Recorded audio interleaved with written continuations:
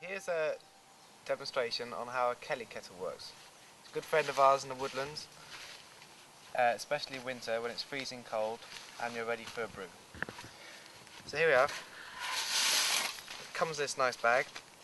Basically you've got this tray here that comes out the bottom, like this, and this is where you build your fire. Notice it's got a hole in here, and this is like a vacuum hole. You do is you put this on top, well, in a minute. You get your twigs and whatnot. You can use paper. I didn't bring any with me today. So basically some twigs like this, and put them in the hole. I tend to snap them a bit. And move that out of the way.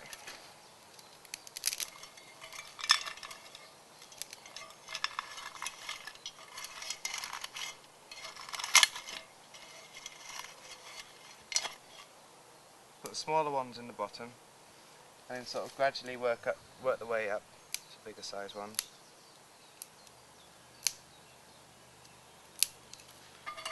Like so.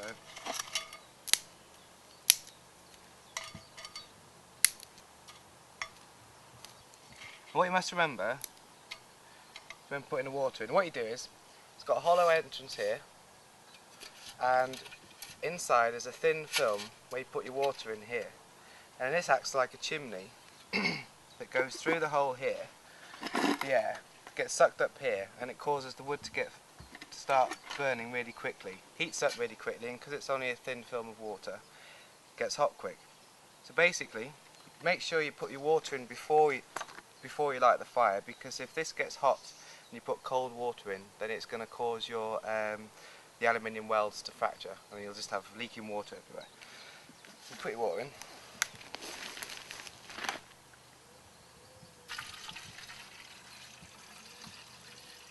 Obviously the more water you put in, the longer it'll take. But I think this one holds about 2 pints. That should do for us.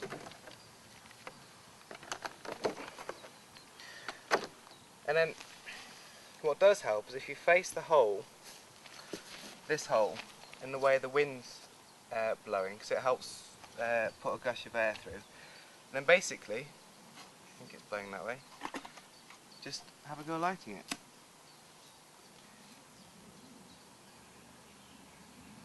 This is the hardest part, getting it going. But dried twigs are definitely the answer.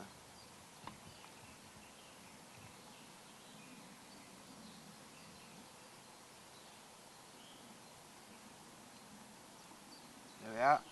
I don't know if you can hear that noise, but it's kind of rustling sound. It usually means it's taken. Oh yeah, it has. So now you've got that going. Basically, just get your twigs, now it's going. Careful not to burn your fingers, and just pop them down the hole. The more established the fire gets, the bigger the twigs you use. I'll go for some of these bigger ones now.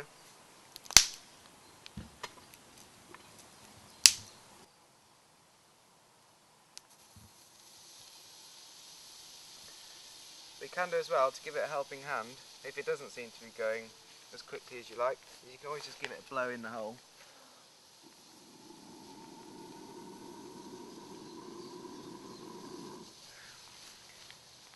Then that usually helps out a lot. One of the nice things about these Kelly Kettles is if you're in an area, a woodland, that you really don't want to disturb the ground or wildlife or whatever, what is brilliant is you're not charring the ground with the fire, because it's all self-contained in the little tray it comes in.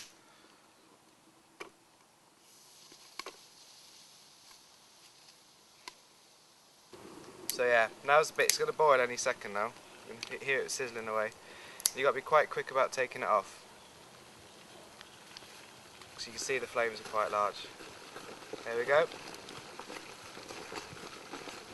I'd say that's ready. You just lift that off.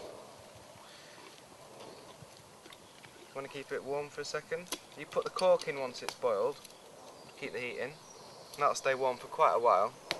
And then you can either leave it there while you sort your fire out, maybe some twigs will start falling out the sides or whatever, or move these out the way. And then that's it, get it cut. And that's pretty much it. In it goes. You pull the chain here, because if you grabbed it, obviously that's going to be really hot. See, that's the point of the chain, also not to lose the cork. So you just tip it up like that, and away you go.